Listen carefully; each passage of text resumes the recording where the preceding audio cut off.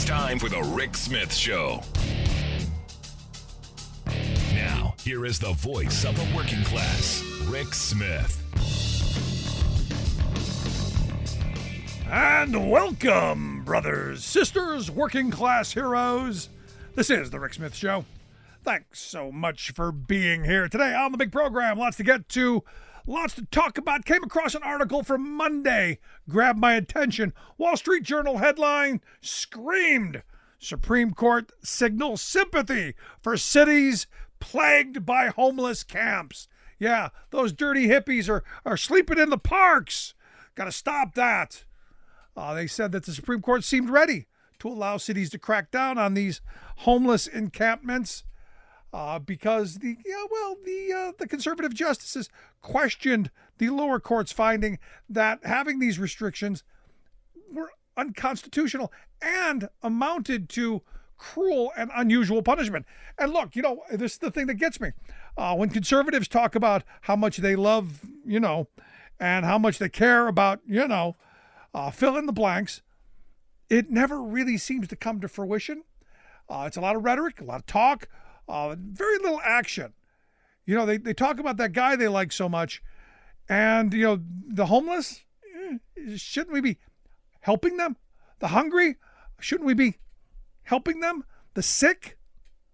There's somewhere in a book that talks about a guy who talked about, feeding the hungry, clothing the naked, giving shelter to the homeless, visiting those in prison.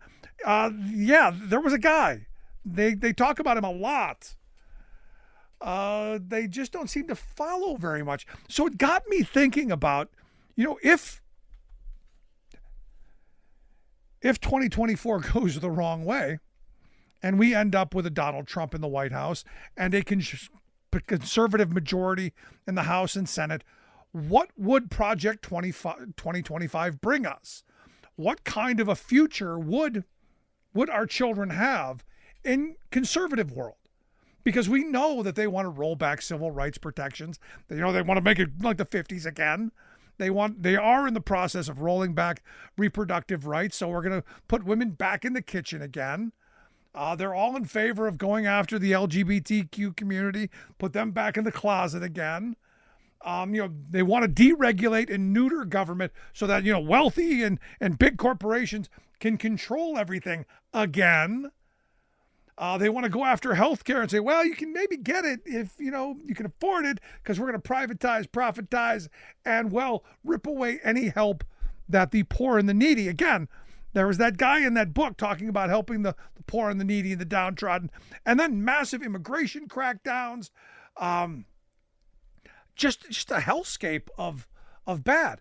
More attacks on labor rights, weakening labor rights, and ensuring that you can never really fight for better wages, hours, conditions, and using our military because they love using the military against our own people. So we could become that country where there are gun turrets on corners, there are military police walking up and down the streets, keeping social order while they're simultaneously dividing us on social issues and on race and on gender and you name it. However, they can slice and dice and pit us against each other and keep everyone polarized to the point that, we don't talk to each other. We're not allowed. And this conservative world should scare us. Because there are people who are working to get to these places. And I know people are going to go, well, Rick, you're going a bit too far. I don't know. Because I've been saying this stuff for all of these years. Because this isn't new. Nothing I have said new. Because they've been very honest about it for years. Listen to right-wing talk radio over the last 40 years. All of these things are on their list of grievances. Those minority groups, they got too many rights. We need to start snatching some away from them. Those women, they got choices. Too many. You can't make this stuff up. Too many rules and regulations. Job-killing regulation. Oh, and education. Education. Did I mention education? Ensure that we privatize, profitize, and, ideologize, if that's even a word, indoctrinize, with public money, of course, all of our children, all while claiming everyone else is trying to indoctrinate our children. I love hearing religious people talk about the public schools indoctrinating children. It always makes me laugh. And look, I'm all in favor of you teaching religion to your children, teaching them to be good, decent human beings, following that guy in the book who talks about it, helping the hungry and feeding the hungry and helping the poor and healing the sick and all of those things. Maybe if we learned a little more of that, never mind. It's not actually accurate. But it seems to me that we're coming to this place where the worst things are coming out. The worst of us are happening. I look at New Hampshire. New Hampshire, evidently, congratulations, New Hampshire. You've beaten Florida for the craziest anti-vax state, because evidently in New Hampshire, they could be the first state to ditch the polio and measles vaccine for children. What? I look at Texas. Texas, as we speak, in the process of, well, how do you put this? In a nice kind of way where you go, they're not totally crazy, but they are evidently going to do away with property tax. Evidently, they want to do away with property tax. And why would they want to do away with the property tax? Why would the lieutenant governor order Texas Senate come up with a plan to eliminate property taxes? Why would they do that? Oh, that's right. So they could destroy public schools. You can put an end to it. Now, I did get a kick out of, in a lot of states, the lottery money is supposed to go to funding schools. Not a lot of it does. But that lottery money was supposed to be above and beyond, a little bit extra, supposed to help out. Wasn't supposed to be all of it. Understand what conservatives are telling us. And they're honest about this. They don't care about society. And they've been honest about this for years. They only care about themselves. The hyper individual. They don't care about their neighbors. They don't care about the guy across the street. They don't care about you. Certainly not. Or me. Absolutely not. It's all about them. And look, I would even argue that their ideology is even bad for them. Because you get down this road where we don't have an educated populace. We don't have people who are vaccinated. Now you've got these diseases running wild again that were almost eradicated. There are spatterings of polio coming back. I thought it was gone. But you let these people who did their own research, they were there in the bathroom with the YouTube video going. We could end up in a very bad place. This is why elections have consequences. Anyone who in New Hampshire, look, if you're in New Hampshire, anyone who votes to say, no, I don't think we should vaccinate children from polio, you should probably go, you're not a serious politician. You should not be you shouldn't even be allowed to visit the Capitol, let alone be in charge of it. And this idea that we're going to end taxing, and property tax. Yeah, that sounds like a good idea. Now, what's that going to do? Short term? Short term, you're going to be able to fill the pockets of property owners. The wealthy are going to get a little bit wealthier. And look, not every person who owns a home is the wealthy, but a little bit better off than the folks who don't have it. Oh, how do you then educate a populace? Well, you do it the old-fashioned way. People who can afford it, their kids get an education. Those who can't, well, we now have a fresh pool of cheap, exploitable labor, because that ultimately seems to be the baseline of conservatism. When they talk about it, individualism and all their ideas, it all boils down to cheap labor. We want to make a segment of the population so exploitable that they'll work in poverty conditions for desperation wages. That seems to be what it is. Unless I'm wrong, is there some part of the conservative movement that I'm missing? because, as I laid out, there is this push to do all the things that I just said. Deregulate, put women back in the kitchen, gays back in the closet, minorities back in the fields, all of this stuff. It's all front and center. They're not even trying to hide it anymore. Before, it was all done in dog whistle and coded language and, with good PR behind it. Now it's just, we want what we want. So the question is, how do you push back against that? I would argue for a vision for the future. And I think Biden has a pretty good vision so far. I wish we were bolder. It means workers having to go, hey, we want to do that organizing thing. We want to fight for better wages, hours, conditions. We want to fight for part of the pie. Because if you're going to destroy the public sector, if you're going to destroy the commons, if you're going to destroy what we the people have built, you better have a darn good private safety net, which must include labor unions and workers' ability to form unions. And, oh, by the way, collect some of the profits that their labor creates.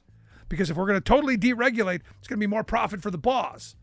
Workers should get a part of that. I mean, if they're going to suffer with the cancers, I don't know, maybe having a little bit of money to go into the private healthcare system to be able to maybe live another day, that should be part of it. Want to hear your thoughts? Email me, rick@thericksmithshow.com. Quick break. Right back. We are AFGE, the American Federation of Government Employees. We represent 700,000 federal and D.C. government workers who are the vital threads of the fabric of American life. We support our nation's military. We take care of our nation's veterans. We protect our nation's borders. We respond to our nation's crises and natural disasters. We provide services to our nation's seniors. The American Federation of Government Employees. We work for America. We are AFGE, the American Federation of Government Employees. We represent 700,000 federal and D.C. government workers who are the vital threads of the fabric of American life. We support our nation's military. We take care of our nation's veterans. We protect our nation's borders. We respond to our nation's crises and natural disasters. We provide services to our nation's seniors. The American Federation of Government Employees. We work for America. Welcome back to the Rick Smith Show. Now, here is Rick Smith. So lots of really positive responses from yesterday's show on the big win at Volkswagen in Tennessee.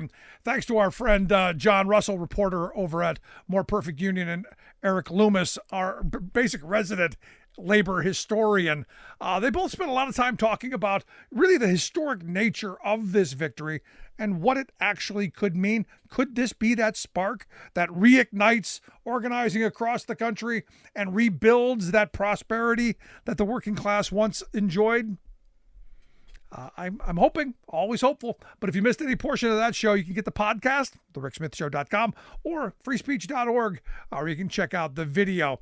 As we've been saying for nearly, 2 decades now on this program, unions are about workers. Workers are the union. And here to talk about the historic victory at Volkswagen, I've asked Victor Vaughn to come talk with us. Victor is a worker at the Volkswagen plant there in Tennessee. Victor, thanks for taking time for us. Thank you. Glad to be with you. So let's get to this. This is kind of a big freaking deal. Agree? Definitely.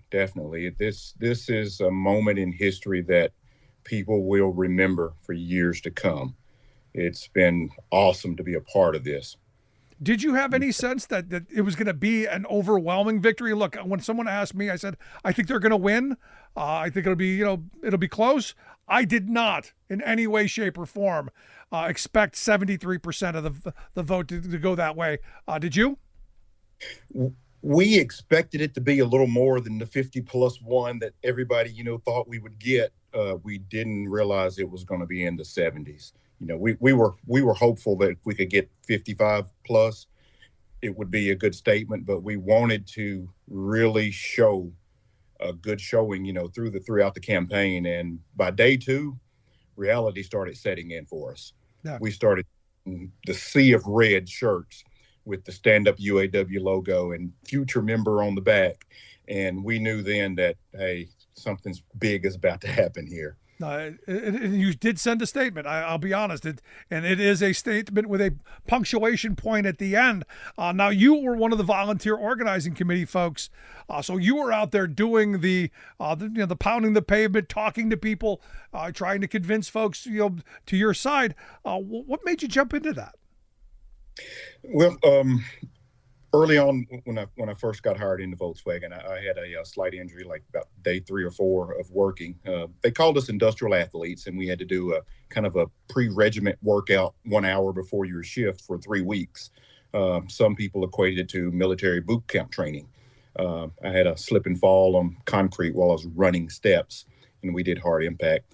I had to deal with that injury on my own. I did not receive any medical attention from our on-site medical. And from there, I knew there was some issues that need to be addressed. Fast forward, a few weeks later, other employees in that same class with me were having, similar injuries, and not what I had, but some things were happening, and people were just quitting because they said they didn't sign up to be an athlete. Well, about a month into the work, I started hearing stories from the employees about how they were being treated by the management, the unsafe conditions and things of that nature. I received another slight injury that I'm actually still dealing with, but we knew that no one was listening to the concerns of the employees. I saw firsthand how some of our employees were being mistreated, just disrespected. Yeah. And that's not good for the workspace. No, as I say all the time, look, I've done organizing for years, and it's always wages, hours, conditions. Sounds like conditions a big part of this. Conditions is a very big part of the why. We found that out real quick after we discovered that hey, it was time possibly that the employees could look at getting the union back in here, and UAW would have an opportunity to help us pull off this campaign. We started finding out what the why was. Safety in the plant was one of the top. The next being good quality healthcare, low cost or no cost healthcare, and profit sharing. But it wasn't about the mighty dollar, the bottom dollar. That was not the thing that drove this campaign for employees.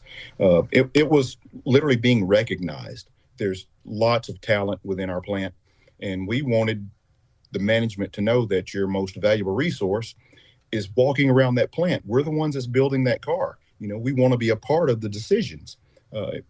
We were put on mandatory Saturdays, but we couldn't find out until Thursday of every week by lunchtime if we had to actually be called for mandatory overtime on Saturday. So people were not being able to go to events with their families, things of that nature. And it was just too much to handle. Yeah. No, it's about, again, as I said, I've done organizing work, and, conditions. Part of those conditions are, how are you treated? Are you treated with dignity and respect? Is your family time valued? And it sounds like this was a driver in this campaign. And again, these are things that employers could control, and Volkswagen had ample opportunity to control, but chose not to. So let me ask you, because we covered the 2014 campaign, the conditions sounded the same. Why do you think this was different? Why do you think it was different from 2014 or 2019? Why was this different? I think this campaign was so much different. One, because we knew some of the things that had happened to those previous 2 campaigns, and we had a lot of those employees that either went through that first or second campaign let us know that, hey, we were promised, things would change. We haven't seen it. We need your help. We need your energy. And we want you to understand that it's not going to change again if we don't band together and do something about it this time. Otherwise, we may not get another shot. And we heard that word from, our veteran workers, and we knew that we had to get the campaign rolling, and we had to get everybody to understand exactly what was at stake. If you wanted a voice at the table to help make that positive change, then you had to step up to the plate, put some skin in the game. Yeah, no, I mean, if you're singing my tune.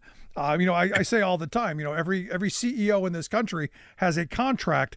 Every working person should as well, that lays out what's expected of them, what their conditions are, what their wages are, all of this stuff in a way where there's not favoritism, where we're going to change things one week to the next. This sounds like you guys are heading in that right direction. What was the reservation of folks that you talked to? 27% of the people voted against it. What was the rationale there, do you think? We heard a lot of the rumors that the company would just pull up stakes and leave Tennessee and shut us down, or we would get backlash by, we would have to work more overtime if we didn't do this because they would be angry at us, or they would take away certain benefits like the lease car program, for instance, or they would send it overseas to one of the other plants. Like, we had to fight hard to get employees to understand what their basic rights were, and two, the financial strength of the company and why would they want to pull up stakes from the only plant here in North America. And three, we control the ship. We are the ones making the cars. They're selling them. They've got orders for them. But if we're not there to make them, how are we going to sell them? No, excellent point. And the thing is you look at Volkswagen, your plant, as I understood it, until you guys voted this way, the only plant in the world that doesn't have worker representation. That is correct. And that was one of the other things that I think really helped us in this campaign, Rick, was to let them know that, hey, we're only asking for what our sister plants have. Right. The basic things, respect, profit sharing, a seat at the table, and one, just to feel like human beings in the workplace. Anybody should not have to go through some of the things that our employees have been going through, not just this past year or two as we started the campaign, but prior to that. Right. So the way that, we're reclaiming employees' rights. Now, good for you. Good on you guys. Look, a historic, amazing victory. Let me ask you, how much of this statement election, because look, 73%, a real statement, how much of it is because you came out of the pandemic, were told you were essential, frontline heroes, you know all the rhetoric, and how much of it was that there is new fire at the UAW, new leadership, a direction that is talking about organizing? How much did those play into this victory, do you think? Oh, that was huge for us. I honestly don't think we could have pulled this campaign off if we had not had Shawn Fain and that new regime in place. And he let it be known what had to be done in order for us to do this. It was us. We, the employees, were the union. It wasn't UAW. They told us the things that the UAW would do for us as far as our support arm, our legal arm, et cetera, et cetera. But it was us. They weren't the ones that was going to have to hit the pavement and talk to the employees, find out what their whys are, and put it on paper and then make it happen. And that was a big change. Employees that seen some of the things that have happened in the years prior to that, when he came down and spoke with us one-on-one and took his time to come and let us know his story, we knew then that, the right person was in that right position, and we were in the right position to make this moment in history. In order to have workplace democracy, you have to have the workers in that place having a voice and a say. And look, good on you guys. So let me ask you this, because you alluded to a moment ago in the past campaigns that there were some promises made by the company, but also some pressure politically from people saying, hey, well, we might not give subsidies to these places anymore. There may be some political blowback. Did you hear much of that? And when the 6 governors signed that letter, did that impact in a positive or a negative way? At first, when our governor came out and made the statement that he felt like the employees did not need to unionize, it really stung us. It hurt. One, because we have a plant here in Tennessee, GM, as you know, down Spring Hill, Tennessee. And when that plant came on board, the governor came out and made, a glowing statement and recommendation and talked about how it was going to uplift the community and how things would get so much better for Williamson County, which is the richest county here in the state.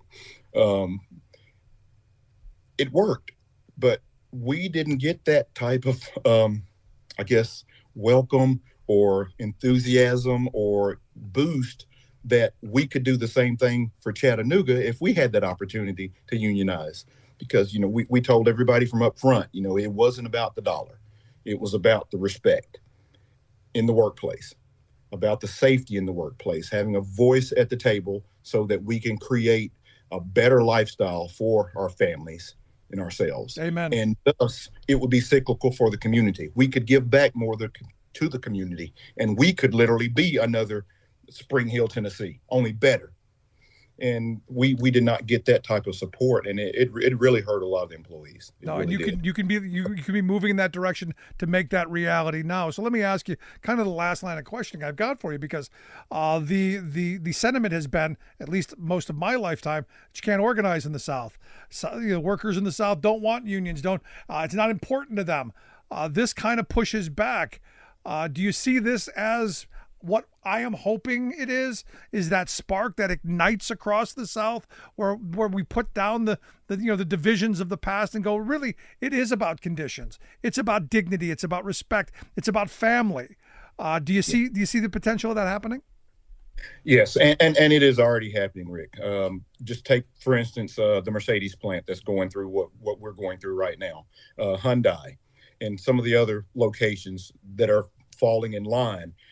We, the employees here in the South, are very intelligent workers. We've got lots of talent walking throughout those plants, talent that has good ideas that could hopefully help spur each of our companies to be more productive if we were only asked our opinion, if we only had an opportunity to say that. Our governor, I'll go back to this, it talked about, the Southern values. Well, our Southern values, one is hospitality, treating people with respect, honoring your families, and uplifting your communities. Those are the type of things that, I grew up in my community, as well as some of these others. So, we're here to prove that, we're not that slow-minded, just happy to have a job type employee here in the South. No, we're productive, and we are family-oriented, and we are community-oriented. We're going to prove that. Good on you, Victor. I wish you and your coworkers the absolute best. You got a message for the folks in Alabama at the Mercedes plant? Yes, just keep on keeping on. You've got support right up the road here from you. Anything that we can do to help you overcome some of the obstacles that we came into that can make your process go faster, please reach out to us. We are here. There you go, Victor Vaughn. I appreciate you taking time for us. Good on you. Celebrate, be happy, and fight for that contract. Thank you, Rick. We appreciate your time. Outstanding, Victor Vaughn. I think this could be something really big, but I want to hear your thoughts. Email me, rick@thericksmithshow.com. Tell me what you think. Quick break, right back after this. Stick around.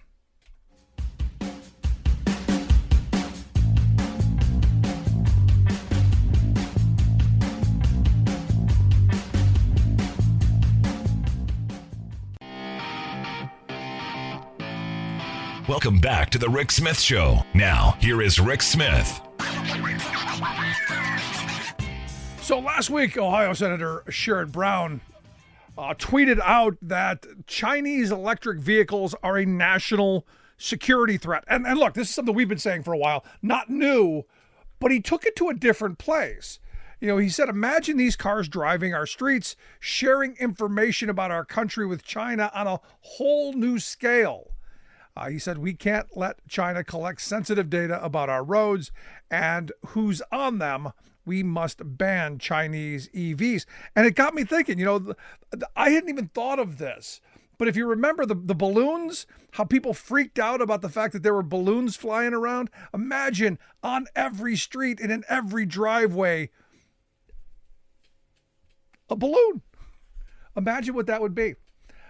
I got to tell you, we're in a weird moment. And, as I was thinking earlier today, we're in a situation where never in history have I been able to find where two, the largest economies, the largest militaries, the big players are so intertwined, interdependent, and so competitive, and not in a good way, I don't think. And that's why I've asked our good friend Scott Paul to come talk with us. Scott is the president of the Alliance for American Manufacturing, AmericanManufacturing.org, their website.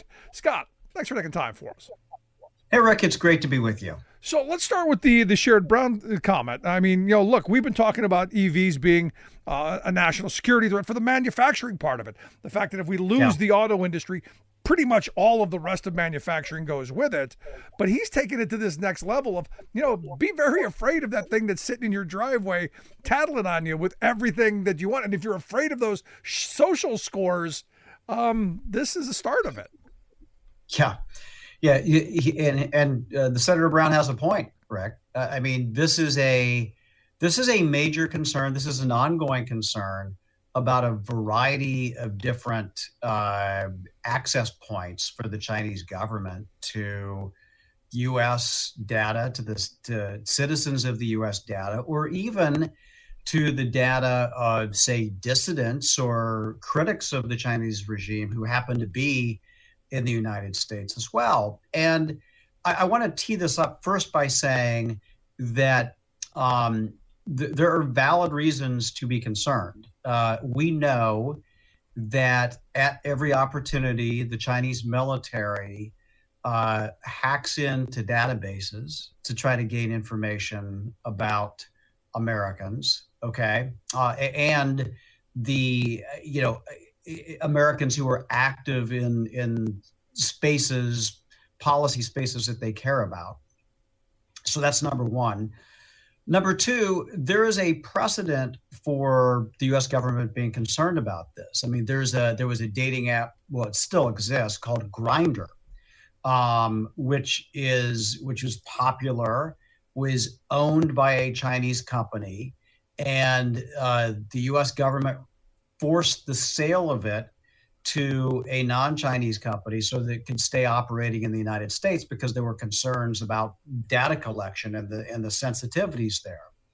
This is the same debate we hear about TikTok today, where it's a Chinese-owned company that has access to all of this data. And while it makes claims about, it's actually on an Oracle server in Texas or whatever, the truth of the matter is that there have been cases, well-documented cases, where even TikTok itself has accessed the data of some critics, media critics of it. As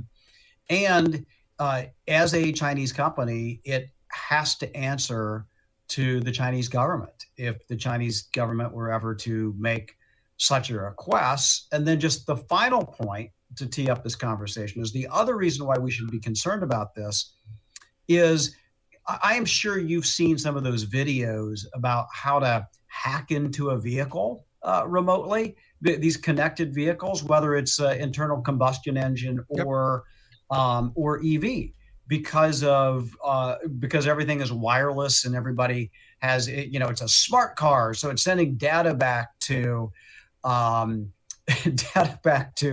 home base. And I'm only laughing about this because one of the things that my lovely wife refuses to do, and I'm okay with this, is get any smart appliance in our kitchen. She's like, I don't want anybody knowing what we're cooking or what's in our refrigerator or anything like that, or when we're home, when we're not home. So look, this is a legitimate set of concerns, and I'm glad that Senator Brown is raising this not only through kind of the jobs, the economic prism, but also through the perils of connectivity and access to data, and particularly if it's available to an authoritarian regime that has an axe to grind with a number of Americans. Maybe not even just an axe, just a competitive advantage. I mean, the reality is, we're two very different cultures, two very different political systems, ideologies, however you want to frame that.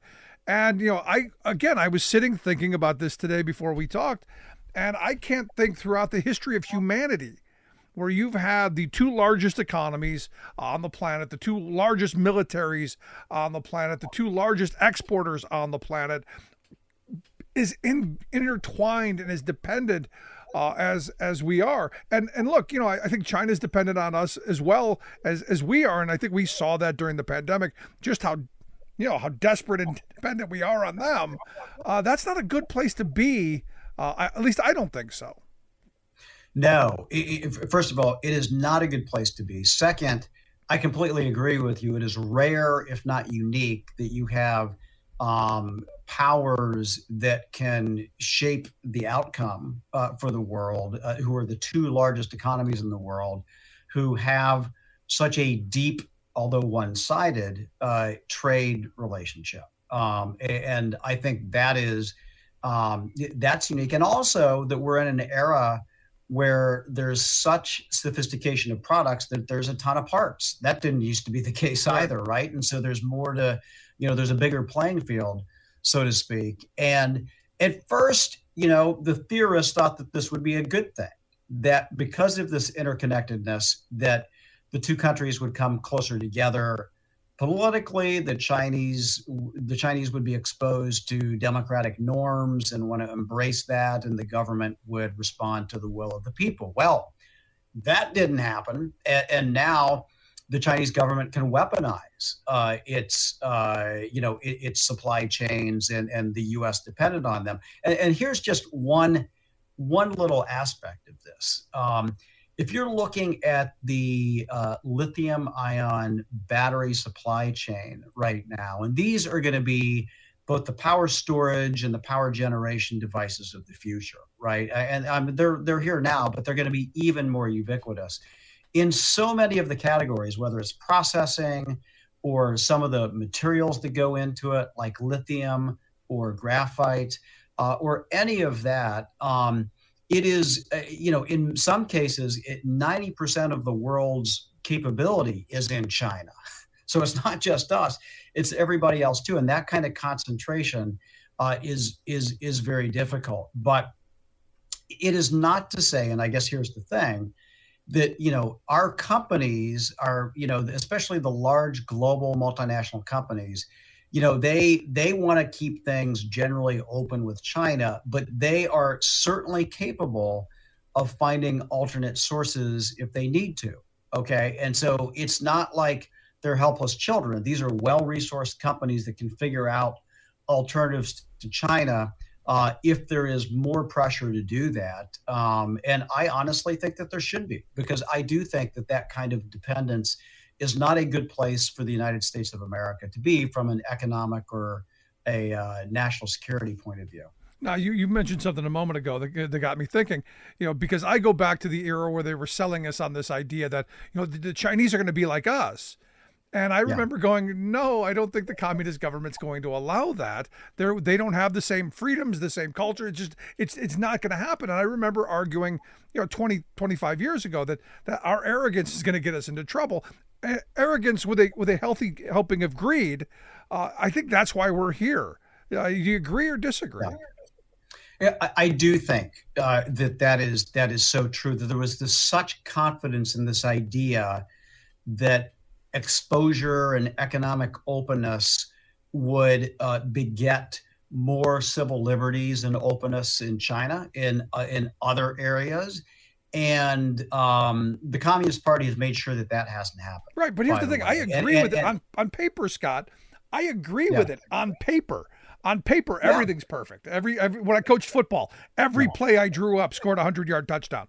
But on paper, this is one thing. In practice, the Chinese Communist government was never going to allow free markets. They were never going to allow people to have access to the things that we have here. In fact, they don't even allow their citizens to see the TikTok the video crack that they feed our children.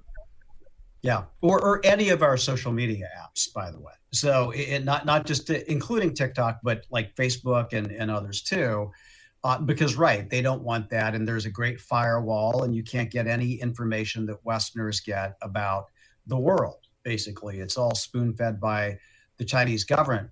But I do want to make a distinction here, because I really do think that it's important to keep up cultural and educational exchanges, and that there should be trade.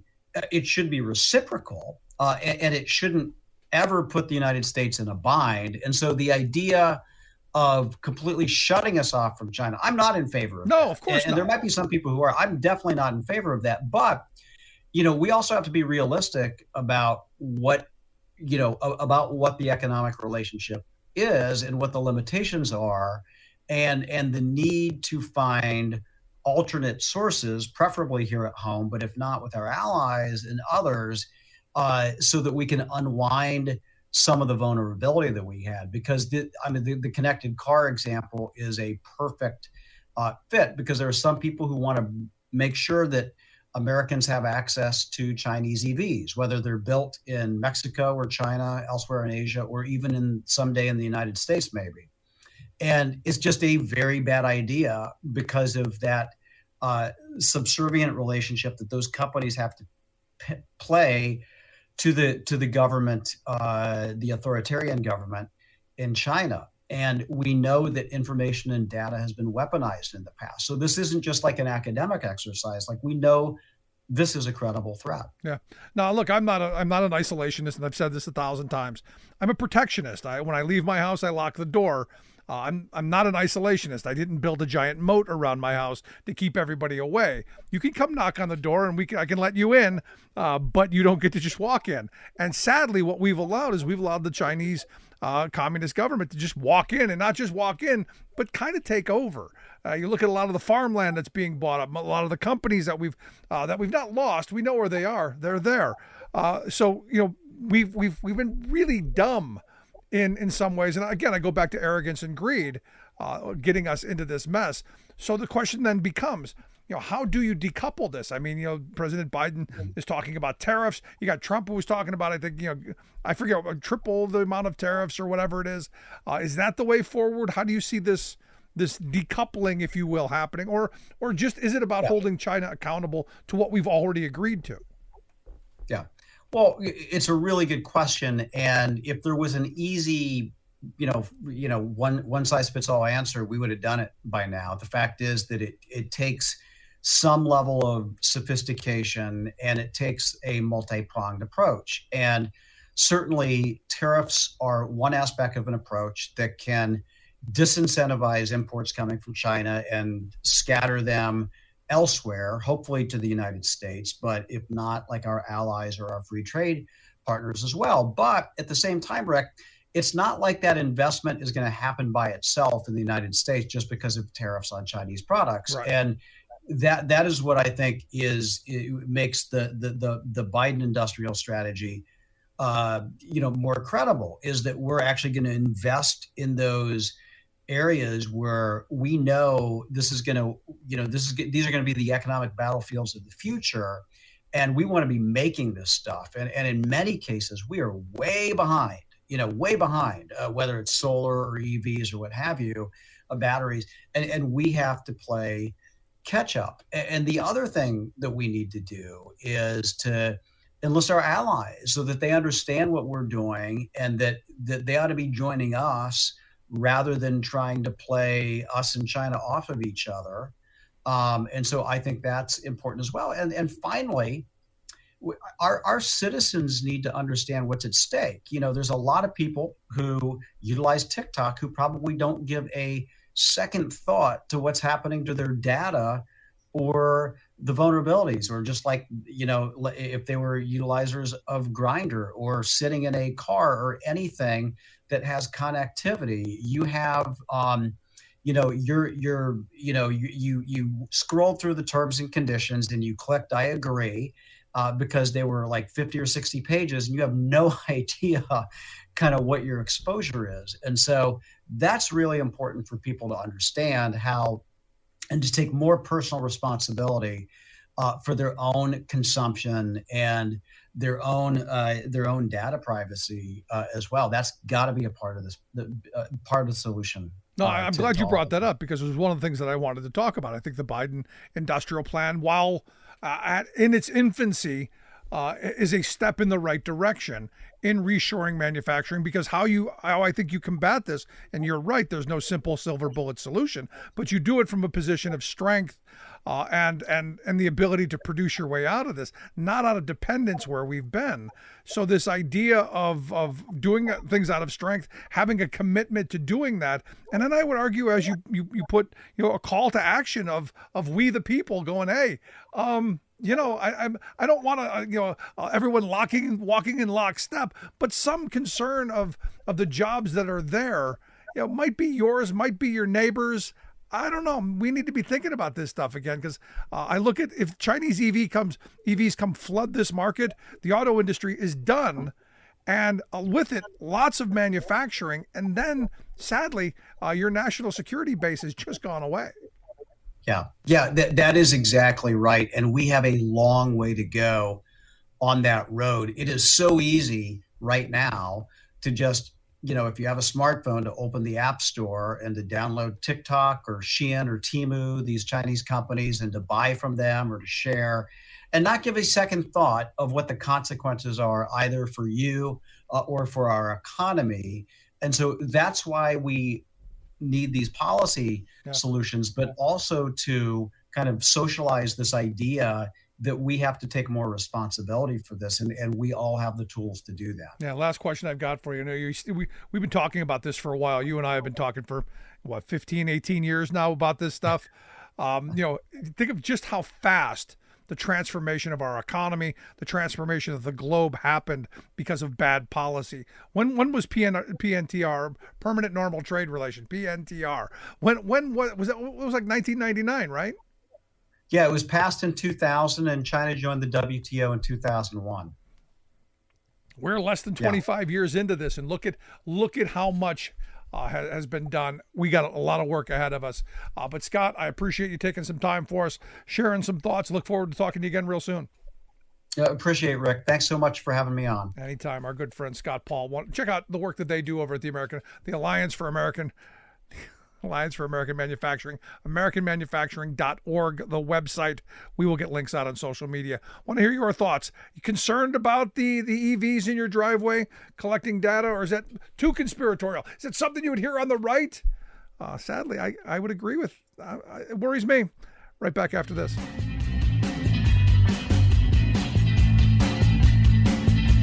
I'm Rick Smith, and this is Labor History in 2. On this day in labor history, the year was 1956. That was the day of the founding of the Canadian Labour Congress. Today, the Canadian Labour Congress is the largest labor organization in Canada, representing some 3.3 million workers. During the early 1950s, labor leaders in Canada were becoming increasingly uneasy about the rising influence of big business in the country. They knew that labor must stand united as a force representing the interests of workers for safe job sites and fair wages. In 1953, the country's two major labor organizations decided to form a unity committee. The Trades and Labor Congress of Canada had been focused on craft unionism, much like the AFL in the United States. The Canadian Congress of Labor emphasized industrial organizing, similar to that of the CIO in the U.S. The goal of the Unity Committee was to promote cooperation between these two Canadian labor groups and explore a possible merger. In 1955, labor leaders from the United States also recognized the importance of union solidarity to stand as a counterweight to the rise of big business in the U.S. The AFL and CIO merged. The next year, the Canadian merger was also complete. In Canada, the early Canadian Labour Congress had strong representation among manufacturing, transportation, and mining workers. Later, they organized more public sector workers, such as postal workers, nurses, police, and firefighters. By the late 1990s, the Canadian Labour Congress represented 2.5 million workers from 51 different unions. Each year on April 28th, the Canadian Labour Congress holds a National Day of Mourning. The day is set aside to remember all of the Canadian workers killed on the job. In the 1950s, labor solidarity was on the march on both sides of the Canadian border. You're listening to The Rick Smith Show, where working people come to talk. So I've been getting a lot of email and traffic from people, complaining about TikTok. And, one of the things I think is really important to think about in this relationship that we have with China, with the Chinese Communist government, is it's really been one-sided for a very long time. The fact that you, as an American company, cannot own anything. You have to have a Chinese partner. And look at, if you're the Chinese, smart, did all of the right things, used all of our arrogance and all of our greed against us. Made the promise of, you're going to get access. Sure, you're going to be able to sell to our, billion plus people. You're going to make lots of money here. Only to have American companies go in there and see a massive technology shift.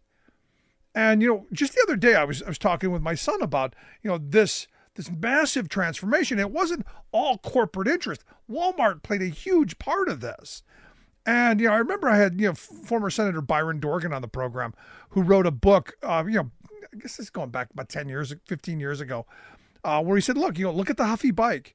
Huffy bike used to be made in the U.S. It was a good, sturdy, solid bike that virtually every kid in the country had at some point. And because of Walmart and because of the pressures to lower the prices, we need to get that price down so we can have higher profits. They were basically forced to go to China. And there was a push, not just, with only Walmart, but retailers in general, the Chamber of Commerce, helped make a pipeline.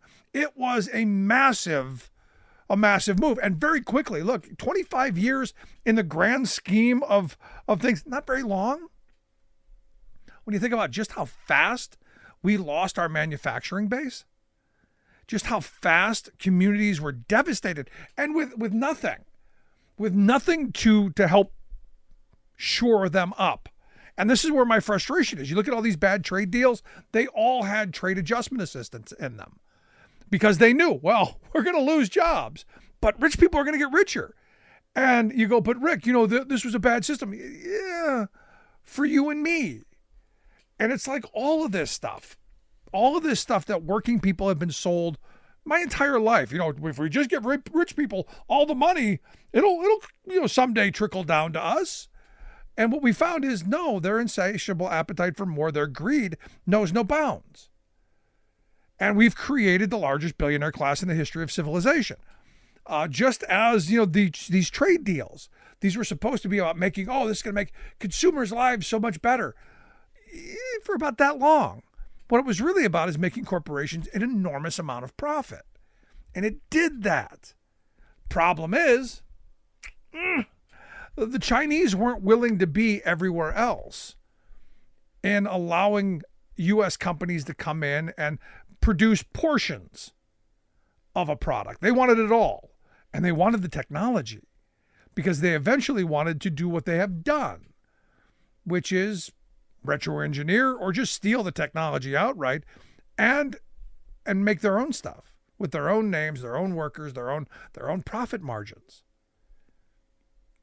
And so I keep coming back to our arrogance and our greed, something quite remarkable. And I find it interesting that people now are, I got TikTok and TikTok. How can we ban TikTok? We should be. And it should have never been allowed. That's the weird thing. When you have bilateral agreements, they're supposed to be leveling. We don't get to have the same access. So again, I come back to what I said earlier about, everything on paper works perfectly because, well, you can predict what you think you can predict what the other side is going to do. And on paper, everything works according to logic and according to the laws of economics and the rules of nature and, good, decent American values, only to find that they don't share any of those. And it really is about what it's about, which is being the global dominant player in every arena. Because understand, they are the largest manufacturer in the world right now. We gave that up. We didn't lose it. We gave it up because the stuff that they're manufacturing, stuff that we created. They are now trying to catch up with military spending. They are now one of the, I don't know, they haven't reached the top of the economic scale yet, but we're struggling. And when you look at the fact that, we do have massive trade with each other. The number I saw in 2022 was, trade between the two countries exporting $750 billion. And the sad reality of we were the loser on most of it. Massive trade deficits. And you go, well, how can that be? Well, it can be because we don't make as much as we used to. And we need to start. And this is where I give Biden credit. Biden has had a vision on how we're going to reshore manufacturing, how we're going to be competitive. And as I said a moment ago, it's going to take strength which means you need to invest in infrastructure. You need to invest in manufacturing. It takes commitment. You need a long-term strategy, a plan, kind of like the Chinese do in their 100-year plans. We need to be committed to this. And we also need to have a nation of citizens going, yeah, we probably should. If for no other reason, national security, maybe we should be a producer nation. Maybe we should make stuff again. You think? And this again is where I come back to this moment of I'm not an isolationist. I am a protectionist. There is a massive difference. And I'll wear that protectionist label because everyone agrees. I don't know anybody who leaves their door, their front door of their house wide open for anyone to walk in and take whatever they want. Everyone closes the door, and most people lock it. Now, I don't know any people who have moats around their house, but I'll tell you, if it meant losing your stuff, you might. Want to hear your thoughts? Email me, rick@thericksmithshow.com. Miss any portion of the program? Grab the podcast. freespeech.org for the video. Thanks so much for being here. See you back here next time. You've been listening to The Rick Smith Show. Email Rick at rick@thericksmithshow.com. Until next time, this has been The Rick Smith Show, where working people come to talk.